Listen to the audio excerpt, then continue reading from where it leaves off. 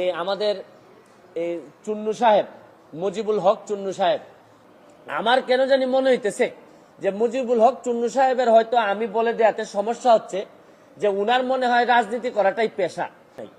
কারণ উনি তো হচ্ছেন গিয়ে একজন স্বৈরা শাসক এরশাদের নেতা, স্বৈরা শাসক এরশাদ, যিনি সারা জীবন এরকম জোর জবরদস্তি আর টাকা বানানো ছাড়া তার নেতা কর্মীদের খুব বেশি কিছু শিখাই যান নাই, সবার না, অল্প কিছু নেতাদেরকে যারা অনেক টাকার মালিক হয়েছেন এরশাদের আমলে।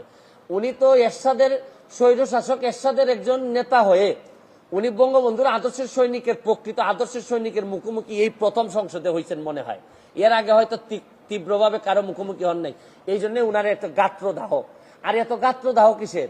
আরে ভাই আমার টাকা এটা। আর আরেকটা বিষয়, আমি যে আমার এলাকায় বলছি যে আমি 29 কোটি টাকা পাইছি বরাদ্দ, আমি কি কোনো কথা মিথ্যে বলছি?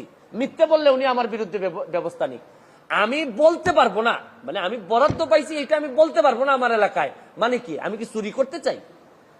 মানে বিষয়টা যদি হইতো যে আমি এই টাকা পাই নাই, আমারে 25 কোটি টাকা দেওয়া হয়েছে রাস্তা বানানোর জন্য, এটা আমার বরাদ্দ, আমি বলে দিব কোথায় কোথায় রাস্তা হবে। আমাকে দেওয়া হয়েছে মসজিদ মন্দিরে টাকা দেওয়ার জন্য 2 কোটি, এটা আমার বরাদ্দ, আমার নামে আসবে, আমি এগুলা দিয়ে দিব কোথায় কোথায় বরাদ্দ হবে। টিআর কাবিকা আসছে আমার নামে, আমি দিব কোথায় কোথায় বরাদ্দ দিয়ে দিব। আমার শুধু নিশ্চিত করতে হবে এই টাকাটা যেন আমি এবং আমার পরিবার খেয়ে না ফেলে, বা আমার লোকজন যেন খেয়ে না ফেলে। এইটার মধ্যে লুকালুকির কিছু আছে বলে আমার মনে হয় না।